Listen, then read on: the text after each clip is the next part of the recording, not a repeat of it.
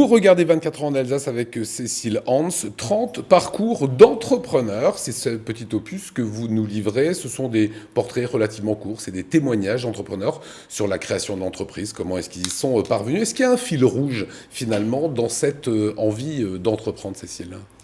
C'est vrai qu'on retrouve dans chacune de ces personnalités des points communs. C'est l'envie de réussir, la capacité à innover, à trouver des solutions, surtout aux freins et aux difficultés auxquelles ils sont confrontés. Vous êtes journaliste indépendante. Est-ce que c'est entreprendre que d'écrire un jour un bouquin comme celui-ci ? Je pense qu'on peut avoir plusieurs entreprises dans la vie en dehors de l'entreprise, la structure. Quand on a un projet ambitieux auquel on croit, c'est souvent une entreprise. Est-ce qu'aujourd'hui on peut dire que la vie d'un entrepreneur est plus difficile que celle d'un salarié ? Loin de moi l'idée de dire qu'un salarié a une vie facile ou difficile. C'est surtout une vision du travail qui est différente. Puisque quand on est entrepreneur, c'est toute une vie. Et que le salarié peut souvent avoir une distinction entre sa vie privée et sa vie professionnelle. Pour un entrepreneur, les deux sont totalement imbriqués. D'accord, il n'y a pas de distinguo. C'est quand on est entrepreneur, on l'est du lundi au dimanche. C'est ce que vous dites. Souvent, oui, parce que finalement... Donc il y a une vraie différence en fait entre un salarié qui quand même peut prendre au moins 1 à 2 jours et se libérer, quoique. Oui, pas toujours, c'est un débat, mais être entrepreneur, c'est en effet travailler, mais on ne sait plus quelle est la différence entre la passion, cette passion d'entreprendre, et le vrai travail.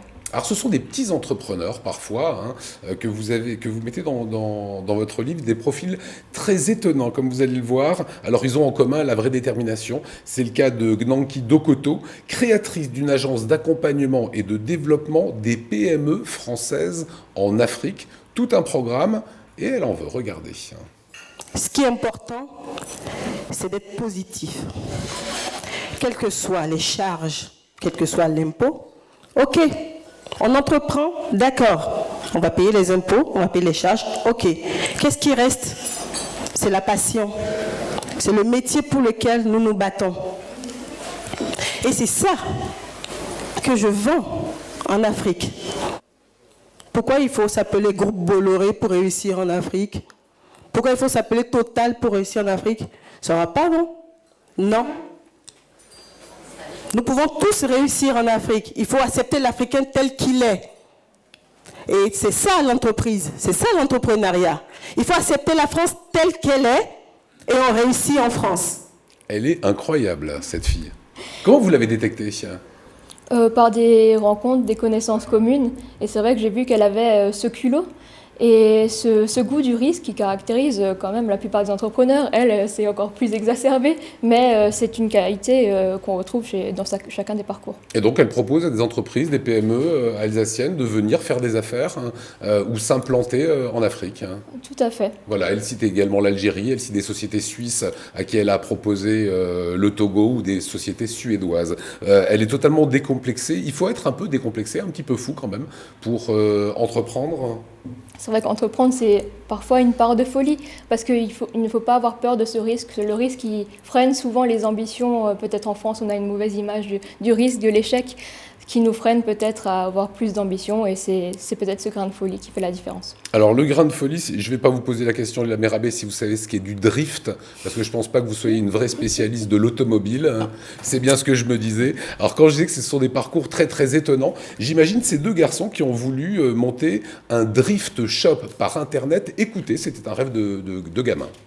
On se spécialise sur le drift, c'est-à-dire que c'est un sport auto qui est basé sur la glisse. C'était vraiment notre passion, notre point de départ. Ensuite, on a élargi un petit peu la gamme au sport auto au sens large et aux passionnés d'automobile, de véhicules de prestige, de véhicules de sport. Et c'est comme ça qu'on a réussi à s'imposer sur le marché, puisqu'on est vraiment parti d'une niche. On a élargi ensuite notre catalogue, et aujourd'hui on va à la fois toucher le compétiteur qui a besoin de choses très très poussées, et simplement l'amateur qui a une voiture plaisir, qui veut un petit peu l'équiper par exemple, juste pour le week-end ou n'importe quoi d'autre. Voilà, alors c'est driftshop.fr, j'ai regardé après, c'est une boutique en ligne de pièces pour le sport automobile, c'est des jantes, des suspensions, ça paraît très tuning, ça paraît presque un peu ringard, pas du tout chez eux, ça marche, et ils gagnent maintenant de l'argent. C'est audacieux, comment vous êtes tombé sur ces deux bonhommes? Parce qu'on s'attend, en voyant les parcours d'entrepreneurs, à voir les grosses mécaniques alsaciennes, pas du tout, on connaît quasiment personne là-dedans.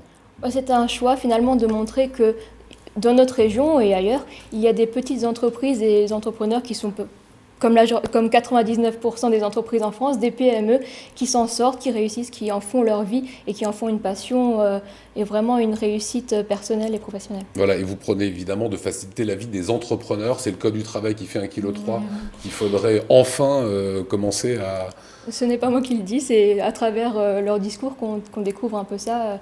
Leurs revendications sont souvent fortes et c'est vrai que, comme je le disais tout à l'heure, c'est souvent reculer les barrières, enfin baisser les barrières pour faciliter et permettre à plus en plus de personnes d'entreprendre. Et un dernier petit mot sur l'échec. Vous en parlez aussi de l'échec, ça fait partie du risque, bien évidemment, et de la formation même de l'entrepreneur, formation intellectuelle.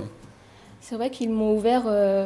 leur entreprise, les portes de leur vie aussi, et on se rend compte que le parcours d'un entrepreneur est souvent semé d'embûches. Ils n'ont pas éludé toutes ces barrières et toutes ces difficultés, et en même temps, ils portent un message d'espoir et de motivation pour chacun. Voilà, Cécile Hans, 30 parcours d'entrepreneurs, entrepreneurs alsaciens, très atypiques, on y reviendra juste en fin d'émission.